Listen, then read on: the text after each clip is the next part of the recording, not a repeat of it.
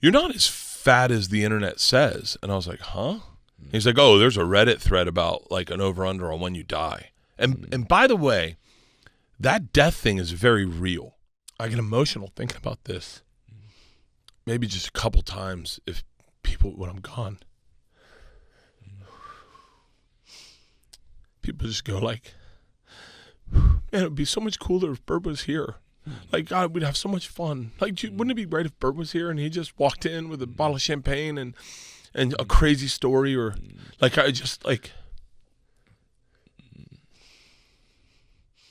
Just when we thought we were out, he pulled us back in. Bert's appearance on Ed Milet's podcast this week was truly extraordinary. There really never has been another comedian as delusional as Bert and the people he surrounds himself with. And if you think I'm hyping this up, just take a look at this. Difficult. Love doing stuff I don't like to do. I think that would surprise people about you, because you are like a disciplined guy. You do have these routines that you do. You are kind of into personal development and self-help. Yet there's the machine side of you that everybody sees, like, this dude's out of control. This dude's a big drinker, big partier, a lot of dabbles in everything. And so this is why you're so fascinating to me, because you're this multi-dimensional human.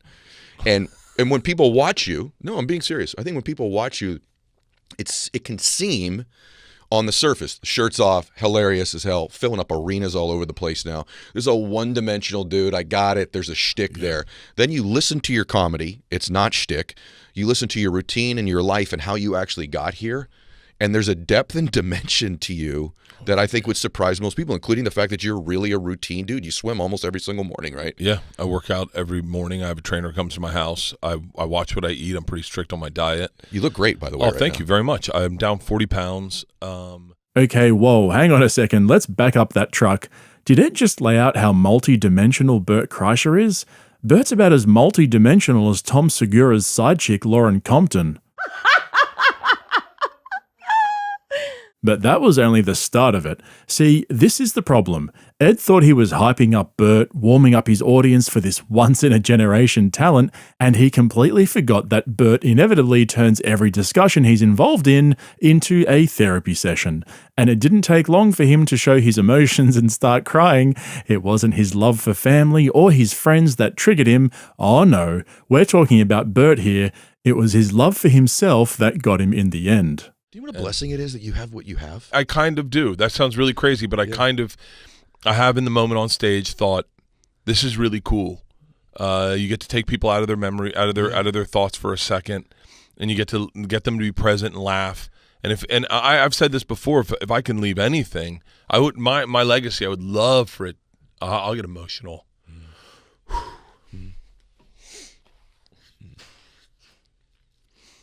I get emotional thinking about this. Maybe just a couple times if people, when I'm gone, people just go like, man, it would be so much cooler if Bert was here. Like, God, we'd have so much fun. Like, wouldn't it be great if Bert was here and he just walked in with a bottle of champagne and a crazy story, or like, I just like, I mean, I don't need to cure anything, but like, just for people to go like, God, man, I wish he was here. That would be so fun. Like, just, and I don't need it to be the world. Just like a solid 100 people to just be like, man, can you imagine if Bert was here? Like that energy. I think it's that energy is what defines me. It's what I've always wanted and searched for as a kid. I wanted people to like miss me. And like, I noticed that like at a certain point, like if I left the room, no one cared. And if I wasn't there, no one was like, where's Bert? I feel like I'm just building to hopefully get it to the place where people go like, God, man, you're like, yeah, wouldn't it be cool if Bert was here? I know my daughters will say that, but that's it. Just like on a Sunday morning when someone opens a bottle of champagne and goes like, Bert would have brought a joint. Bro, you have said 3 or 4 things today, like in the history of the show, or like my favorite things ever said. Oh, And the reason there's a bunch of people crying with you, they want that too. And some people are sitting there going, I wonder if anybody would miss me. Okay, who's seriously crying with Bert? Like, apart from crying with laughter. But we've heard this before from him, right? He thinks about whether people will miss him, and honestly, I just cannot relate to that. I stopped and thought about it for a while, trying to put myself in his shoes, and even just as a grown man myself, the problem is I really just don't care if people miss me or not when I die.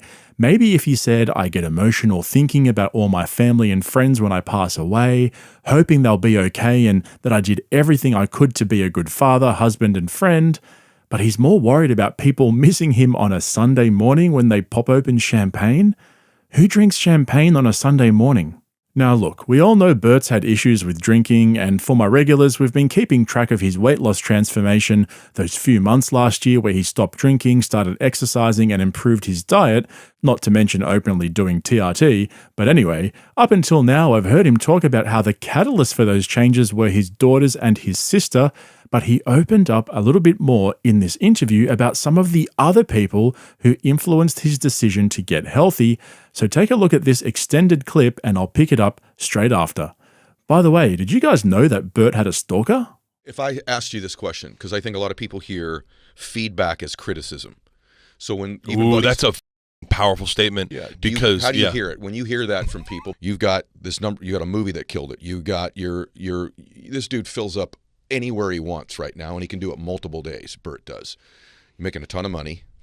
Podcasts are crushing. Your life is really, really good right now. There's probably a party that's like, hey, if this is, do you know who you're dealing with here? Like, I'm pretty functional. So do you hear feedback, even from dudes who love you, as criticism? Because most people, that's how they hear it. Yeah.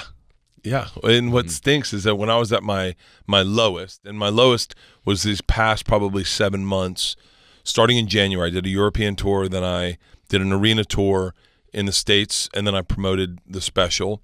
I then went to an Australian tour in arenas, and then I did another arena tour, promoted my movie. I did my Fully Loaded tour, which was 6 weeks, I think, this year. Then did the cruise, and the cruise was right before that, but I was at my lowest, and everyone noticed. And I will say that I got texts from everyone. One of them was Tom's agent. I just apologized to him the other night. He texted me, I'm worried about you, whatever, this and that. And I was like, whatever. Ran into him at dinner in New York with Tom. And I said to him, hey, man, you're not my boy. You're not my wife. Go f*** yourself. If you want to be in my life, sit down and have a drink with me, but I don't even want to hear a word out of your mouth. You don't spend time with me. You don't know what my life's like. I don't want to hear a word. I said that to Steve Byrne. I said that to Tom. I said that to Joe. I said that to everybody. Because at the time, what I was like, when someone's concerned about you, you don't hear it that way. You don't hear you hear them saying I'm better than you in some way, or I got my shit together. You need to get your shit together. I don't know what you hear, but I did not hear it well. And it wasn't until I realized, it was my daughters who said they were worried about me. My daughters, when they went on tour with us for Fully Loaded, it was extremely stressful. I had a stalker trying to kill me. It was like really bad. Serious? Yeah, it was really bad. And by the way, I got all this is just, it's bubbling over. It really is. And both my daughters at the end of Fully Loaded. Now, granted, Fully Loaded is with the 32 best comics in the world. Every week it's a new 10 comics. It's my best friends, the funniest people in the world. And we're cracking beers at breakfast. We're eating mushrooms. We're drinking at the show. We get on a tour bus. We party at night. It's fun as shit. I'm 275, but I'm not 300 pounds. So and I'm benching 225 10 times. I'm strong as shit. I feel good. I feel like shit. I feel like shit, probably, if we're going to be very honest. And my daughters both said at the Gorge, I killed 4 beers at the end of the show. Last show, I killed 4 beers, and one of them was an IPA. And I snapped. I was like, who the gave me an IPA, to kill? It was my daughter, Georgia. Oh, gosh. She goes, sorry, I don't drink. I don't know what a Bud Light looks like. Bless her heart. Yeah. And then, and we're all sitting, and we got home, and Isla said, you're drinking a lot. And I was like, really? And my sister's like, you look like I want to put a needle in you and just watch you deflate. You look bad. Georgia said, you're red all the time. Like, your face is just red. Now, my face is normally red because I was out in the sun in Florida as a kid, and that's when I kind of took, like, I assessed where I was, and I was like, I was never meant to be 275. I was never meant, drinking now is to getting me through the day. And I say that I wasn't like an early morning, I need drinks kind of guy, but it was just always there. And we'd go to play golf, and you'd be like, it. Let's just do a double Tito's and soda just to start, and everyone's fun. And when my daughters and my wife said it, I was like, all right. And then I was just like, I'll do a cleanse, drop 15 pounds, start all over. And then at the end, I went to my cardiologist, and I was trained for it. I didn't drink, took a Xanax going in, get my blood pressure down. My cardiologist is like, yo, what's going on? He's like, you're the fattest you've ever been, and your blood pressure is 120 over. I don't believe this. Right. And that's when I think I started this journey of like going, if I want to continue my lifestyle, which I do, then I need to be in control of my lifestyle. Just quietly, I think the best way to differentiate Bud Light from other beers is they usually say Bud Light in big writing on the can. Just saying, hot tip for you. Now, like I said, we've heard most of that before. His wife, kids, and sister became concerned for him, but that was the first time I'd heard him say Tom and Rogan were calling him out as well. I didn't know that. And I think that's interesting because I'm sure most of you thought this as well, that Bert's friends are all enablers. Rogan's called him out a couple of times on JRE, but never anything like what he just said there, especially the part where he apparently snapped back at them and told them to mind their own business. I'll tell you what, when you combine that new revelation with him crying over people missing him when he passes on, yeah, that's full-blown narcissism. Why is Ed trying to sell Bert as some sort of role model to his audience? But I will say this. There was one point in this interview where Ed low-key called out Bert's BS, and I thought this was actually really intelligent, if I'm being honest. So I want to give Ed some credit here. I get that he's running a popular podcast, and it's all about empowerment and positivity and all of that. He's obviously going to find it hard to get good guests on if he's just roasting them all the time, right? Probably why I can never get anybody to come onto this channel. Anyway, but you can even see on Ed's face and through his mannerisms the point at which he's like, okay, hang on, hold up, let's explore this for a moment. And it all started when Bert mentioned people on Reddit speculating about how long he'll last before kicking the bucket. I was in Austin, and I ran into a guy who was like, you're not as fat as the internet says. And I was like, huh? He's like, oh, there's a Reddit thread about like an over-under on when you die. And by the way, that death thing is very real. It's not going to show up. There's not going to be like huge things that show up before you die. That's right. Just one day you have a heart attack. Yep. One day you are pushing it too hard. Yep. And you have a fear of that. Oh, not as much not drinking. Okay, not as much not drinking. So the decision for you long term is just going to be this. Can you moderate it and can you regulate it? And that's what you're going to have to decide. Wow, did you catch that? Bert's more afraid of not drinking than he is of dying. Just let that sink in for a moment. But here's where Ed drops a truth bomb on Bert that caught him off guard. Now, I don't know a lot about Ed, but from what I understand, he had a father with some drinking issues, so he tried to offer Bert some first-hand wisdom, which I actually thought was spot on, and true to form, Bert brushed it off and tried to change the subject. Both your girls know you love them and believe in them. Both my daughters are hyper aware. I love them more than anything in the world, and I believe in them 100%. I'll tell you something to remember for what it's worth. The number one thing that my dad did that was negative with his drinking, I'm going to tell you what it was. It was not that he would misbehave when we'd go out in restaurants or that he was a jerk or that he, got aggressive. The insidious thing that my dad's drinking did is I worried about him. And that's the thing, bro. It's like I created internal stress, and he created in me. My dad created in me this dude who sits here today who has hundreds of millions of dollars, popular show, great friends, blah, blah, blah. And I chronically worry and have anxiety. And the reason I think I have chronic worry and anxiety is I'm familiar with it. Yeah. And we move towards what we're most familiar with in our life. And when I was a little boy, and I loved my dad, I would worry he was going to leave. I would worry to get killed. I was worried he was going to die. I was worried he was going to get in a car accident. I was worried he was going to get in a fight, And he wired into me to be a worrier. And it's a repetitive thing I've done. And that's the one thing that you should always govern and watch with your girls, is that do they worry about their dad? They love him. They're proud of him. He's an amazing provider. You on the road 1 billion nights a year and all the things you've had to do in the travel show and all the stuff to get where you are. They're blessed. But you don't want to wire into them this repetitive thought of, I worry about my dad. I stress about my dad. That was the number one thing. Now that I'm an older man, I had anger issues because I watched my dad be angry. My dad raised his voice a lot in the house. I've had a little bit of that too. That was how you parented back then. Right, exactly. And we respected it. But the big thing was, man, I worry a lot. And where's this come from in me? Where's this come from? I know where it comes from. I worried about my dad. That's deep, man. I really like that. It's an interesting perspective you don't really hear about. And look, I'm not suggesting for 1 second that Bert doesn't love his family or anything like that. There is no doubt in my mind that he wants to be a good father and provider and all of that stuff. But the bottom line is that drinking and partying is more important to him. I mean, he said it himself. He's more scared of not drinking than he is of dying. Live your life to the fullest, I guess. But even in the face of Ed's advice about not letting your kids stress out over your well-being because it will stay with them for life, Bert just tried to change the subject and talk about how parenting used to be different. So then Bert's public therapy session eventually turned to the whole idea of imposter syndrome. Oh man, this was great. Bert puts the imposter in imposter syndrome. Is there a part of you, because you're so humble, I have like massive imposter syndrome. Oh, and if you don't have an imposter syndrome, you're an imposter. Like imposter syndrome's real. It's authentic. When we bought our big house, like the one we're in now, Yeah. I was so terrified to post any video on social media because I didn't want anyone to think I had money. I didn't want to lose the who I was and like show my backyard. I have a beautiful backyard. Now, I will say this. I worked very hard to earn that backyard. Sure. I got very lucky to marry a wife who can recognize good properties, but I was terrified to show that.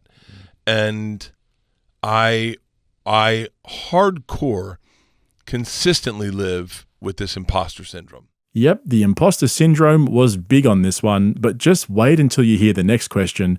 Ed asks Bert to pinpoint exactly what it is that made him so successful. What is it? Like, don't be humble. Like, what's the thing with you? Is it that you like connect with everyday people? Like, is it like, I know you're funny, right? But like, is it like, hey man, I'm rooting for that dude because I see me in him? What is the thing about you? Is it the work ethic? What is it that's made you in that seat right now? We beat you because we're friends with Joe Rogan. So the story of our careers. We didn't have to try out for a team. We got picked. Our dad owns League. We didn't do anything during this. Oh, sorry guys, that was my fault. I must have mixed up the clips by accident. My bad. Here's the actual response. I'm sure there's a lot of aspects of this, but I'll tell you the one thing I know that I don't have, that I have that not a lot of my peer groups have, is I don't mind failing. Ah, that's the one. The story of Bert's life. Failing upwards. But Ed presses him for more. He really wants to get inside Bert's head for his listeners to understand the true genius behind Bert's success. Let's see what else he could get out of him. Let me ask you one last question on it. And I mean that, like, take care of yourself. You're way more of an important dude in people's lives than you realize, because you have a lot of confidence. And I know that there's probably this side of you that people are like, hey man, don't get too big. But there's this other part of you, bro. You have such deep humility. I love people that have both of those things. They're super confident, but they got a lot of humility. If someone was listening to this, they're like, hey man, you chased your dream. Like, you had no idea. You're just a dude in college. And by the way, everybody, I want to reinforce this. If you have not seen The Machine on Netflix, you have to go see this movie. It's a ride, and it's one of those movies like you don't really want it to end. Every minute of it is entertaining. Every single minute of this movie is entertaining. It's funny, but it's a real story. I'm sure it's, jived up a little bit. It's so good. And all of his Netflix specials, Razzle Dazzle is out right now, but like all of them are awesome. Go check his stuff out. But let me ask you this last. If someone was listening to this, they're like, hey man, I would like to pursue my dream too, but I have a lot of anxiety. I got a lot of worry. I got a lot of imposter syndrome. I got all this stuff that you've described that you still have, and you made it anyway. What advice would you give to somebody who's like sitting there going, whatever it is, they want to open a bakery, whatever it is, right? They want to start painting. What would you say to them? We beat you because we're friends with Joe Rogan. So the story of our careers. Oh man, again? I must have some lines crossed or something. Hang on a second, I'll see if I can find the right clip. First of all, the procrastination's the best part. Like, just don't worry about the time you've spent procrastinating. That's all the build-up stuff. Those are the muscles you're getting to get you to where you need to be. Because I procrastinated just like you did. I'd had great ideas and didn't know where to pitch them and didn't know what to do with them. And then one day, you're going to stop giving a f- what everyone else says. But you got to let that happen for you. You got to let yourself say, I'm not going to tell my friends this idea. They're just going to shit on it. And you just got to say, f- it. You really got to say, f- it and go, I'm going to try it. I don't care if they make fun of me. That's part of the process also. Let them make fun of me. Half the making fun of me is going to put me in the right direction anyway. But you got to say, f- it. You got to go after it. I think sometimes had I never got on stage or had I never answered that phone when Rolling Stone magazine called, had I never taken the balls it's the same thing about getting in the goddamn polar plunge. Yep. That energy is real. You do not want to do it. You're standing on the edge of the pool. All those moments on the edge of the pool are just as valuable as the moments in the pool. Respect the edge of the pool as much as you do inside the pool. And let yourself sit with it. Be scared. Do not want to do it. Lay in your bed, roll around. I don't want to fucking go in. This is it. I'm putting all my eggs in this basket. And then once you jump in, go all the way deep. Get your head under. Don't just put your toe in it. Go all the way deep and charge it. You get one shot at this life. And if you leave anything on the table, it's just left on the table. It's you don't get to take it with you. Sorry, just a second, guys. I'm making some notes here. Don't be afraid to procrastinate heaps, and then when you're ready to dive into the pool, go all the way deep. Make sure you put all your eggs in one basket. Okay, all right. Okay, got it.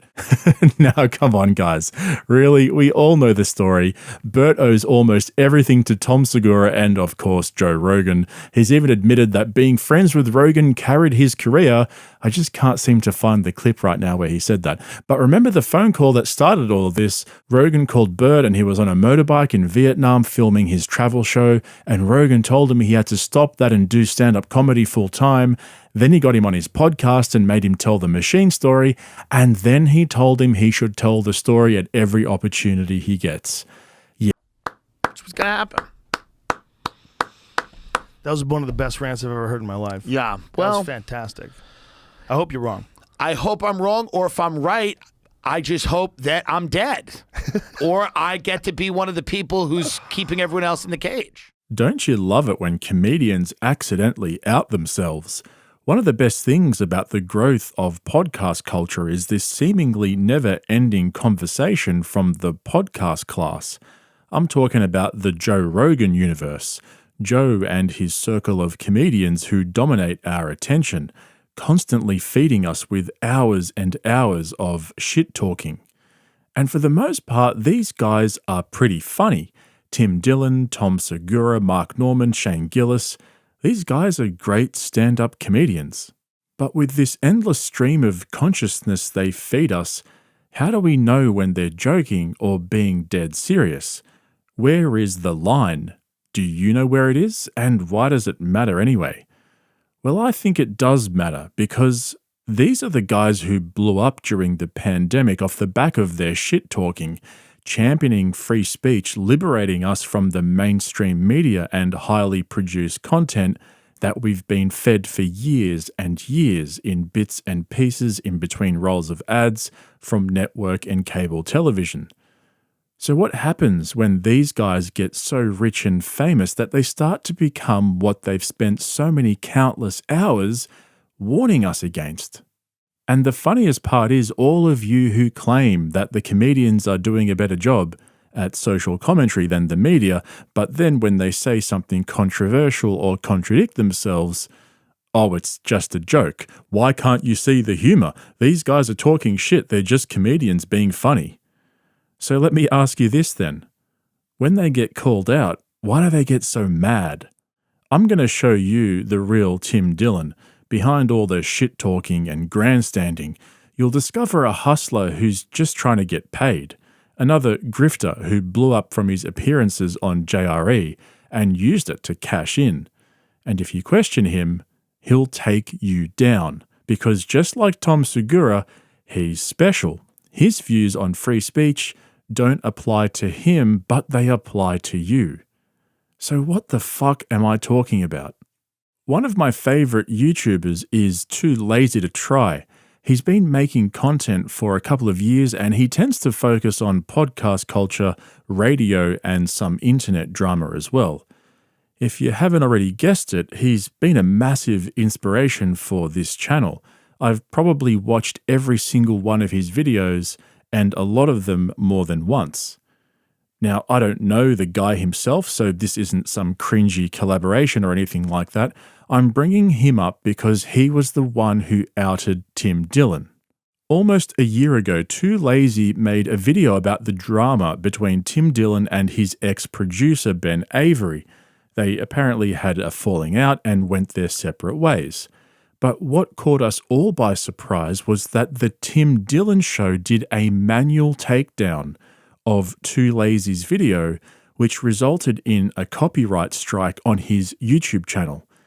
If you get 3 strikes, YouTube will just delete your channel. So it's kind of serious. Now, for those of you who don't know, let me just take a minute to explain how YouTube's copyright content ID system actually works, because it's critical to understanding why what Tim Dillon did was so fucked up. So if you upload a video onto YouTube, you can choose to register your video under YouTube's copyright match tool.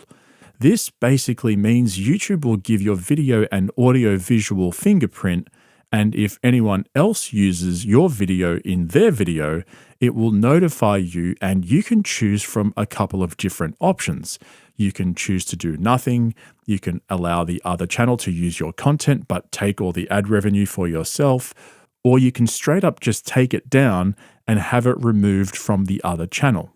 Now, this is quite a useful tool. For example, if you're a movie studio and you drop the latest trailer for your movie, the data that YouTube gives you on the demographics and viewing habits of the viewers of your trailer can be very useful. So you don't want all these other random channels uploading your movie trailer and taking away viewers from your movie trailer. It's not always about money. And this actually happened to me. I made a video about Bert Kreischer's The Machine movie, and I used a couple of bits from one of the trailers, which Sony Pictures flagged as soon as I uploaded it. But I disputed it like I do for all my copyright claims, explained to them how I'm using it under the fair use doctrine, and they released their copyright claim pretty much within 24 hours.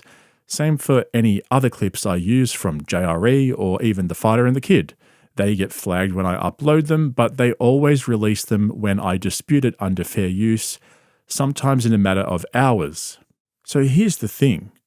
Around 99% of copyright claims are taken care of through YouTube's automated content ID system. So there's no hard feelings. These guys are just trying to protect their content from other clips channels who upload clips from JRE, for example, but they don't add anything to it. It's not transformative, there's no commentary, there's no analysis, they're just fucking leeches, basically. But what about the other 1% of copyright claims? Well, they're done manually, and that's exactly what happened to our boy Too Lazy. The Tim Dillon Show did a manual takedown of his video. It wasn't automated, and bear with me because there's one more important piece of the puzzle you need to get the full picture. Let's use JRE and The Fighter and the Kid, for example. They don't manage their copyright themselves because it's a pretty big job and they produce a lot of content. So they outsource it to these companies that specialize in content ID management, companies like Superbam or Bent Pixels. Basically, these companies might say to JRE, hey, you guys do your thing, give us access to your library of content, and we'll create audio-visual fingerprints for all of your content on YouTube on your behalf, so you don't have to worry about it. You can just focus on doing your podcast. And so Joe and Jamie will probably say to them, yeah, no worries, take your fee, but make sure you don't dick people around. Only take down content that's actually infringing on our copyright. That's why my videos always get released by these guys. Unfortunately, Bent Pixels did a manual takedown of one of my recent videos on behalf of Vlad TV for a short interview that I used with Adam22. So if you want that story, you can go and check that out. But back to Tim Dillon versus Too Lazy. The reason why I told you all of that is because it was actually the Tim Dillon show who made that claim. It wasn't some outsourced third-party company. So that means that it was a fully manual takedown by the Tim Dillon show themselves. There was no middleman. It wasn't a system error. This was personal. This was targeted. And why? Because Too Lazy was calling out Tim Dillon for being a dick to Ben Avery. Mind you, Too Lazy had like 20,000 subscribers at the time, and now he has around 150,000. So Tim Dillon definitely took the L on that one. By the way, I'll leave links to Too Lazy's videos explaining all of this in the description below if you haven't already seen them. So then, with all of that in mind, let's watch a couple of clips from Tim Dillon's famous rant about the future of America from JRE episode 1860. You know how crazy it is to not enjoy a McMansion, a flat screen TV, a McFlurry? You know how much blood is in the street for those things? And people act like they don't even matter. And they're fighting about all this bullshit? It's crazy. Anyway, that's the truth. That's the real truth. Nobody wants to hear it, but that is the truth. We have a lot of these things are nice, but some of them are ill-gotten gains. Fine. You know, not everybody picking tomatoes is happy about it. But have you ever had a good, like a nice Jersey thick beefsteak tomato? It's good. Imagine having one and then fighting with someone about something. It's stupid. If there's a hell, we're all going. And if there's not, we get reincarnated when we're Beatles or something. But just enjoy it. And nobody wants to enjoy it. And that's what makes me upset. Is that we used to have a country built on enjoyment. Built on fat, stupid people enjoying the work of a small group of demons. And now we can't even enjoy them. Can't even have fun. So after he sets the stage with his nostalgia for a consumer-based material society that was just happy being a bunch of fat fucks indulging in the fruits of a capitalist society, he moves into describing himself perfectly. He lays it all out for us. All you've got to do is just listen. Our society will go down. Nothing will ever be funnier. America will come apart in one of the funniest ways. All of these people, these grifters, everybody circling the wagons, the Caitlyn Jenners, the Donald Trumps. It'll be funny till you'll die laughing. Literally, you'll die, but you will be laughing. It will be the most absurd and insane thing. It will be out of a fucking dystopian horror movie, and no, it won't be funnier than America, because we're a crazy country full of crazy people, and everybody's just trying to suck the last few dollars out of this bloated pig corpse of an empire before the end. And I'm no different. Watch my special and subscribe to my pod. What am I going to fucking sit here? What am I going to go preach on a fucking mountain? We got to make a little money here. But make no mistake, I mean, if I'm wrong, and I'd love to be wrong, but if your attitude or your idea is that the population's going to get smarter, healthier, and more adept at problem solving, you're on fucking crack.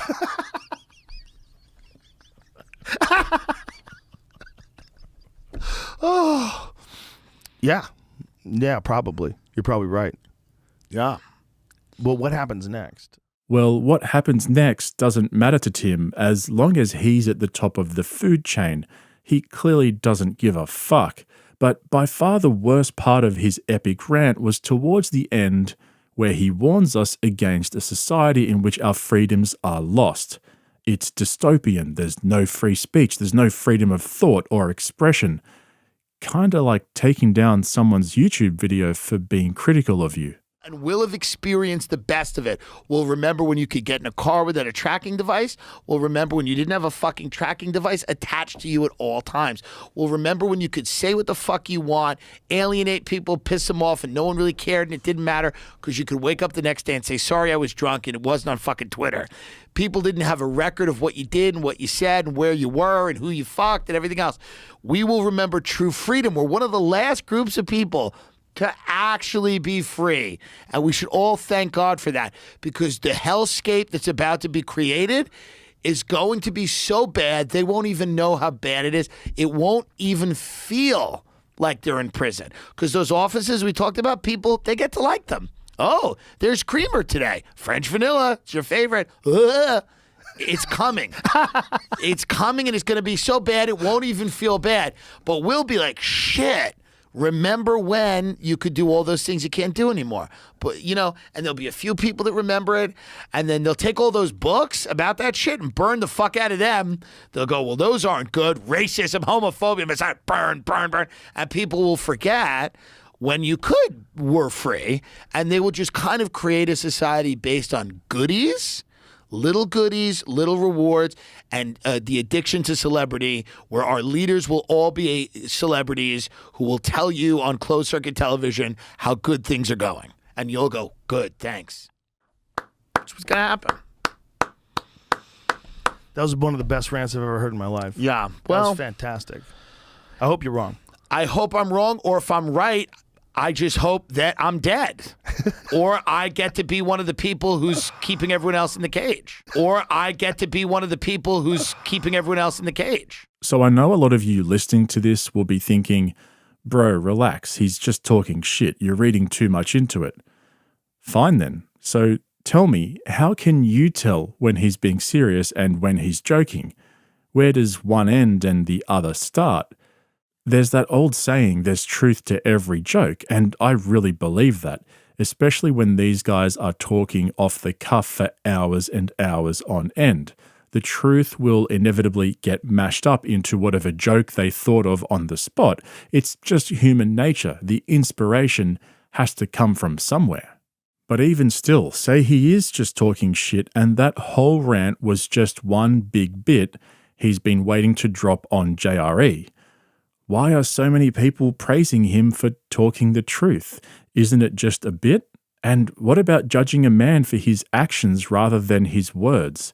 He tried to take down a YouTuber for being critical of him. Those are the actions of a fucking hypocrite who wants to protect his grift from being called out. He clearly did the wrong thing by his producer Ben Avery and tried to cover it up by censoring those who spoke out about it. People like Tim Dillon wave around the First Amendment when people find their jokes offensive, but tuck it away when they're on the receiving end. It's the same old story. They start small, they blow up overnight, and then they become exactly what they always used to criticize, just like Tom Segura. But Joe Rogan, on the other hand, he had fuck you money before he started his podcast. He was just looking for something to do, to talk shit with his friends and get high. That's why Joe rarely talks about his money or his possessions. He just seems to want to have interesting conversations with people and watch bear takedowns and fake UFO sightings. Now, I want to leave you with this final thought. Tim Dillon, like many other podcasters, will monetize your videos and take the ad revenue if you use any of their clips. Think of a JRE episode where he tells Jamie to pull up a song he likes. He starts singing, he gets high or whatever, or he reacts to a video that's going viral. That's someone else's content. That's not his.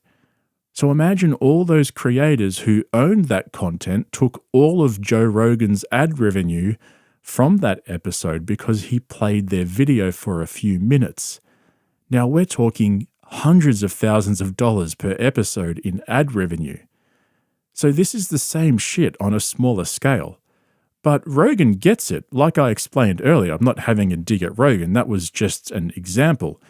Maybe he needs to have a talk with some of his friends and set them straight. Because they're doing exactly what channels like mine and Too Lazy to Try are doing. They're reacting to shit that's happening around them, just like us. Same thing. Except for some reason, when they do it, it's different, because they think they're special. Anyway, a little bit of a different video for you guys today. I hope you enjoyed it. Thanks for listening. I'll chat to you in the next one. Cheers. So let's do this. Yeah. We're going to read some ads. Okay. All right. And then we're going to switch over to the Patreon for the last part. So join the Patreon if you want. Why do you make them go on Patreon? That way That way what? It's good. You need the money? Yes. Really? The No, I ads don't. and the Patreon? You're going to make them listen to ads Hold and on. then switch to Patreon? Hold on. This This is like when I watch a fucking fight on DAZN, which I pay for, DAZN. and there's a fucking ad between the rounds. Hold on. Is it subscription or is it fucking Holy ads? shit, there's 3 ads. Hold on. Yeah, but Well, you don't have to put this on Patreon. We You do. don't have to. You don't need the It's money, not for me. Shane Matt Gillis. and Sean need it. How Matt's much, got a family. How much do you get for Patreon? How much really? I'll tell you. You tell me. How Right much now? do you think you'll make on this on Patreon? If 1,000 people join Yeah. the Patreon, it's $5 a month. It's $5,000 a month. And then you Times think they 12. just stay there. And then they like it. But 'cause you it's think good. 1,000 people will join your Patreon? 5,000 new people because of this? I wish you would stop this. Guys, I will support pay the greatest him history podcast. $5,000 a month Guys, to keep this content free. this could be the greatest history podcast of all time. And thank Christ, it's brought to you by Manscaped. What are you betting on, Sean? What have you won lately? I should have bet on Cheeto Vera versus. This is. It's such a mistake to try to do ads at the end It's of this. okay. He probably fucking hates us now. I know. We look like fools. You have no idea. I have no relationship with any of the podcasters mentioned in my video. So I made a follow-up video where I broke down the email and exposed more issues, but within 20 minutes, I had to take it down and it's never been seen since. I had to get my lawyer involved, but we weren't able to come to a resolution. So I finally decided to republish that video on Patreon where I explain why it was taken down and why I decided to start a Patreon account. So you can go and check that out via the link below if you're interested. I'll talk more about this at the very end of the video for those of you who want to sign up. But if this video gets taken down, I'll put it up on Patreon immediately. I've taken a lot more care with my wording here, so hopefully it stays up. However, after this episode of Two Bears, One Cave, I have a better understanding of exactly what's going on here, so let me take you through it step by step. This was the opening 60 seconds of the podcast without their intro sting, which I cut out. We are back. I got to tell you, there's this thing that happened over the last few months, which is that everybody has discovered the wonder of just nicotine straight to the system. Let me tell And you, it's I like- didn't know where you're going with this. If I could invest in anything, and we just know we launched vodka. Yeah. I wish we had put it in big tobacco. Well, no, nicotine. Is it not Nicotine. the same? No, because there's no tobacco. Nicotine is the chemical that you traditionally had when you smoked or did tobacco in any way. What window liquors do these guys look like now? Yeah. That they were selling cancer when you could just get it clean. I fucking love it. Here's the thing. It's This everywhere is not you- an ad. This is No, not an no, ad. no. By the way, this is organic. You know we love nicotine. I've been living with just shots of Here's the thing. Somebody told me, they're like, oh yeah, but you know, if you have these like nicotine pouches, there's still some side effects. And I'm like, my side effects are that life is great. I take big shits. That's awesome. I take big shits. I love being on Instagram. You focus. I I've been love doing it focusing with the more. podcast. I haven't even started mine. I'm about to take one. Okay, so again, we have Tom and Bert having an organic discussion about nicotine pouches just because they personally love them. As Bert said, they are not sponsored, they're just talking about something they both love. But then Bert came up with an interesting analogy for why he prefers Lucy's new product called Breakers instead of his beloved Zin pouches. Oh, and you know how he said they weren't sponsored? Yeah, he lied. They are sponsored. Can I tell you what's crazy? What? Is like there are dudes I follow. I wish I could name all of them, but that are big Zen guys. Yeah. And here's the thing with Zen, and I mean this with love. Yeah. Zen's the fucking homecoming queen that doesn't let you finger her. Right. Which is, she's kind of, I mean, the truth is like, she's pretty. Yeah. But like, if she's you don't, pretty, she's beautiful. Yeah. Everyone looks at her. Everyone looks at her. knows her. but if you don't get to like get a whiff, Even if you date her, you can't finger her because she's like, yeah, I'm Zen. yeah. Can I tell you what I love about Lucy? There's 2 fingers in her. Like she's Lucy's like more. more. And, And here's by the thing. way, this might be a sponsor because they sent us this fucking box. Yeah. And this box made my dick harder than anything in the I know world. because there's so many flavors, and these geniuses came up with the breakers. Okay, so a couple of things to point out here. The first thing is this whole discussion was the beginning of the podcast. It was the very first segment, so including the ad reads at the beginning and the whole first segment itself, they still haven't started the actual podcast. It's all still promotion at this point. The second thing is, and I've covered this before, if a company sends you a box of their product, that is classified as a sponsorship, and you have to declare it in the video, in the description, and anytime you mention the product in the podcast. So Bert did mention that they received the box from Lucy, which is at least a start. But there's an even bigger problem here, and this is the important part that most people don't know about. 10 days ago, the FDA issued 119 warning letters and filed 41 civil money penalty complaints against retailers who were selling Zyn nicotine products between October 2023 and February 2024, as well as issuing warning letters to 3 online retailers for selling unauthorized Zyn nicotine pouches. See, even though nicotine pouches don't contain any tobacco products in them, they're still classified as tobacco products by the FDA and therefore regulated as such.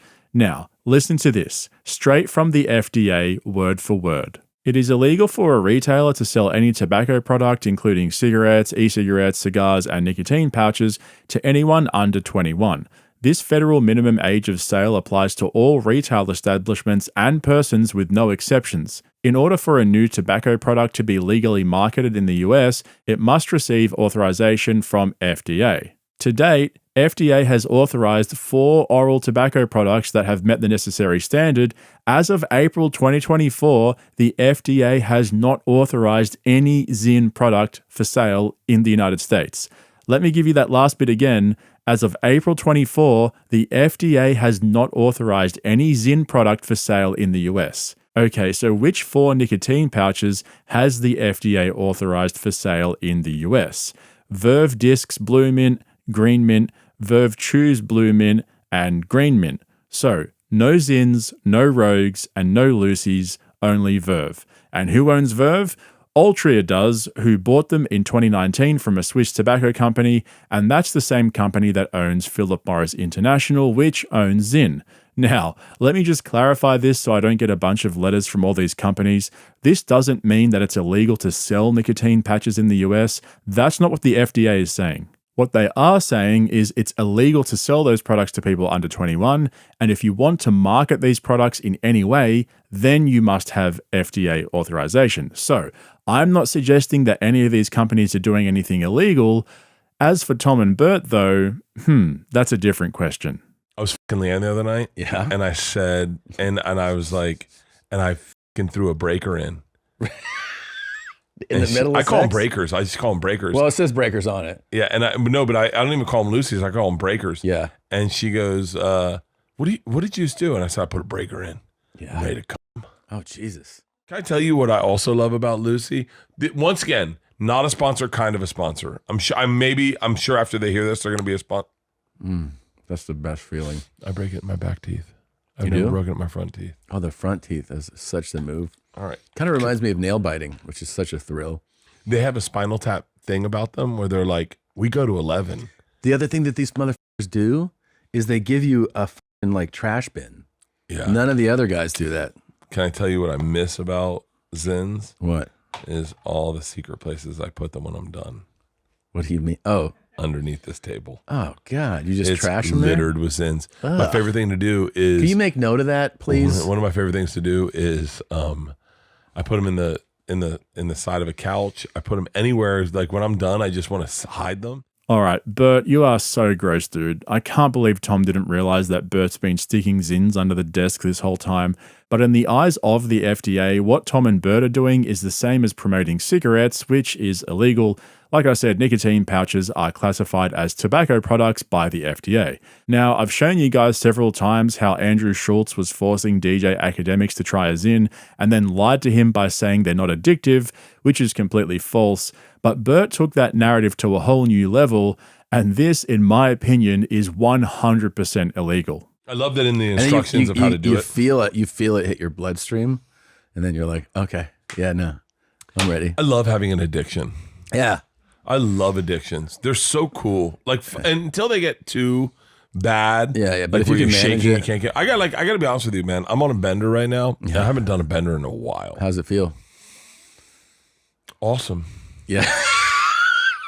It feels so good. It feels so good to be out of control, Really? but in control. Like you go, I'm going to be able to Controlled walk. chaos.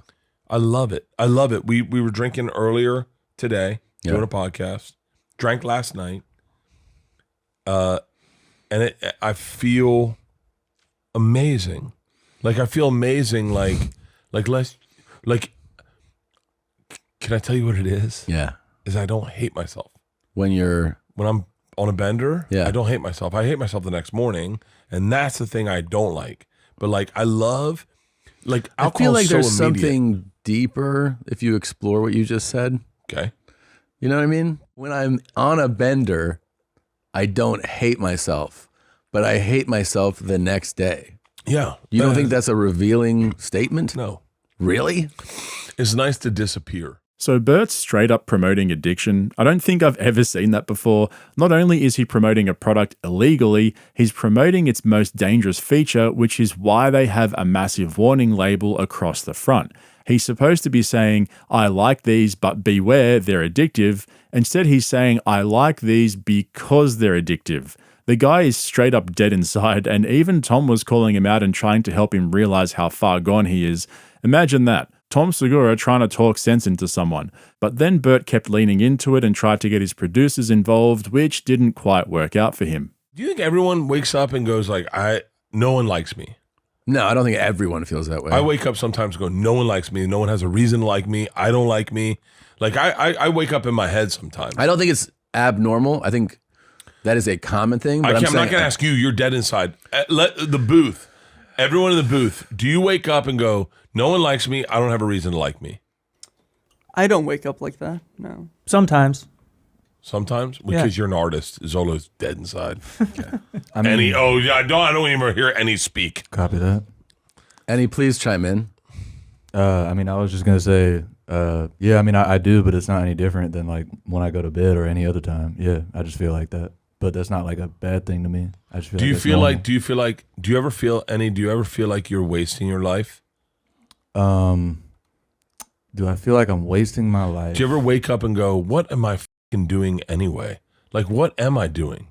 Because I feel like that sometimes. And that's one of the reasons, one of the things that alcohol cures is you go, hey, man, it's all good. It really takes the fucking hum out of the fucking But wait speakers. a minute. Don't you feel like that is just a fleeting thing that alcohol is providing in that moment? Yeah. Because it doesn't actually cure. No, it doesn't cure it, but it feels so good. Oh, okay. So it's like It feels so good. The Band-Aid feels good. Listen, Annie, I didn't hear your answer. I'm so sorry. I don't like interrupting people. Go ahead. No, that's good, man. I was gonna say, I only know what I'm doing because I'm trying to buy my mom a house at some point. So that's really my goal in my life. So the closer I get to that, then that's where I'm at. But if as soon as I do that, Cool. I mean, what the am I doing after that? I don't How much know. money do you need to let's start a GoFundMe for your mom's Nah. house? don't do No, that. we will Nah. not do I don't that. want that. Yeah, No, so I don't I'm going want to end that. up having to pay for it. I know how fucking charities work. But that's an awesome goal to have. That's an awesome goal, Annie. And that's good good to have purpose. Thanks, And man. and I think sometimes if you have purpose, you can find the thing in your life. Of course, Bert had to make Annie's goal about himself. I'm going to end up paying for your mom's house. Everything always turns full circle back to Bert. And you could probably tell there that the producers are sick of Bert. We all know what happened with Nadav leaving YMH to do his own thing, which seems to be working out for him. But Bert is so delusional that his producers aren't afraid to call him out anymore. Like I keep saying, the whole Two Bears podcast is just dead now. I have a new bit I'm working on that I haven't figured out. I think you saw it. And it's like, if you're not challenging yourself to do something different, Yeah. what are you doing in life? I think this goes back to Annie buying a house for his mom. Okay. If you don't have a thing you're going for, this is like not a self-help podcast, but like find your thing you're going for. Yeah, you have to have goals. You know Challenges. You know my buddy Tom Hayslip? Do I know him? Yeah, Asian dude. Yeah. Makes all the movies. Yeah. I keep his name in because it's important for this story. I was like, I wish I could be more like you. And he really quickly assessed me and he said, your problem is you're spinning too many plates. You don't have any goals. You're just like, I want this. I want all of it. He goes, find your goals. He goes like, very quickly, he goes, I wanted a house in Atlanta because I was making a movie there. So I just thought, how do I get that house in Atlanta? I know I got to make this much money. I know how I make this much money. He goes, my goals are very simple. It's a beautiful thing in life is that if your life's a little more simple, like Tom, you can find your goals and achieve them and go, like Annie said, I want to buy a house for my mom. That's so beautiful. As opposed to someone like, I'm trying to think of a name, like Joe List, Mark Norman, or Sam Morril, who want to be like movie stars, or I don't know what they want. You know what I mean? But like their goals sometimes can be way too big. Yeah. And then you can't focus on that goal because it's out of your reach. You can't like attain it. If you're a regular person and you can find small goals, they're attainable, and then your life gets so much happier. Well, yeah. I mean, what you're talking about is just having. What did I say? Well, I heard them laugh. Go ahead. It's funny you're saying buying a house is a small goal. That's kind of huge to me, man. No, it's a big goal. It's a big goal, but it's not for everyone, right? Yeah, sure. No. But no, buying a house for your mom is a big goal. That's a second goal. Like that's like buying a house is a big goal. I remember how hard it was to buy a house. I remember thinking, how do people have houses? I remember going to people's houses and going, how did you get a house? Yeah. This is crazy. For us, it happens different. You have to realize we're talking in a rarefied air of like all of a sudden one day we make money. You don't make no money, and then one day you make money, and then all of a sudden you're like, oh, I can buy a house now. Yeah. So like it's hard for us to relate to like the everyday earning a paycheck because we don't have that. We make $500 as a host for a weekend, $700 as a feature, $1,500 as a headliner, and then one day you pop and you make $1 million, and you're like, I guess I can buy a house. Right. Like I don't understand. I never understood how anyone bought a house. Like that blew me away. Can someone honestly explain to me exactly what the actual fuck Bert was talking about there? Seriously, the guy's on another planet. He's never had to pay for anything in his life. For those of you who don't know, Bert's dad owned his own successful law firm, which is why he was able to put Bert through college for 7 years. And not only that, his wife Leanne used to get free rent in the apartment building above the place that she used to work at when they first got married. And why on earth is he talking about setting goals to buy houses? I thought this was a comedy podcast. I think I have purpose, but I just know that like, I know that this is the fucked up thing, and I hope this lands with everyone, but like the joy of sobriety takes a minute. It's not immediate. Like if I quit drinking tonight, like I have to quit drinking tonight. Will be my last drink when we get on the bus for the week, probably for 2 weeks. I won't drink for 2 weeks. Okay. I know for a fact the joy doesn't show up tomorrow. I got to wait for it. The joy? Yeah. How long does it take to show up? 2 days. Oh. 2 days. I need a second day, and I will be smoking weed. But it's not sober. Like I'm not fucking stupid. Right. But don't you ever feel like the way you say things, it's like, doesn't any of this register in your brain what you're saying? Like, doesn't it? I think that's what's beautiful about me.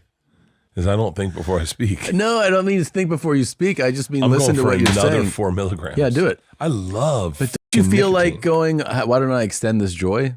No, I have. Yeah. But I like the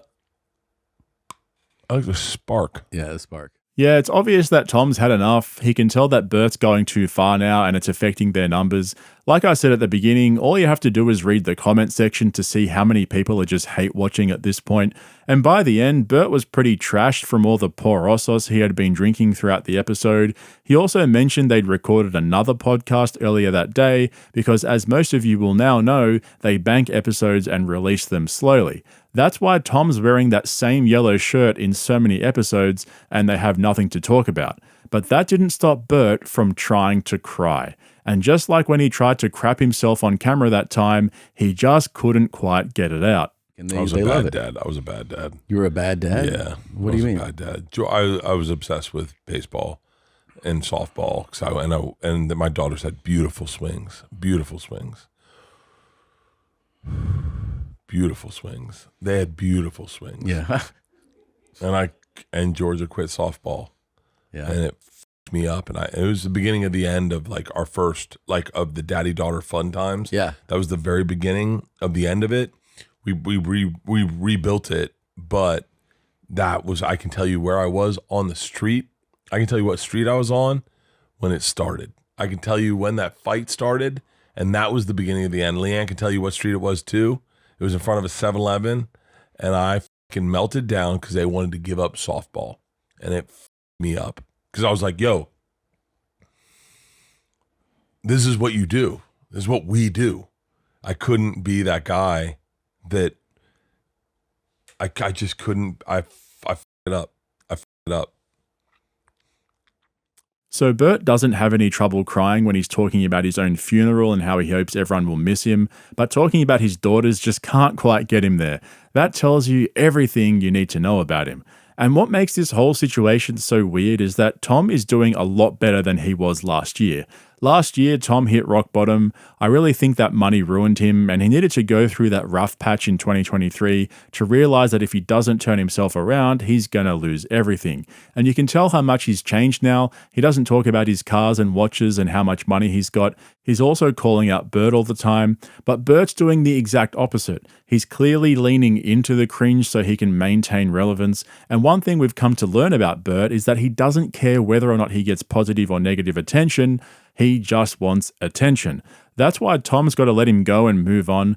I've said this before, and I know a bunch of you disagree with me, but I want to like Tom. He used to be one of my favorite comedians, but then the money got to him and his whole life became one big grift. If he only just focused more on his comedy and stopped trying to be Mr. Podcast Producer, he really could be one of the greats in my opinion, but he spread himself too thin across all his commitments and business interests that he's become a suit masquerading as a comedian.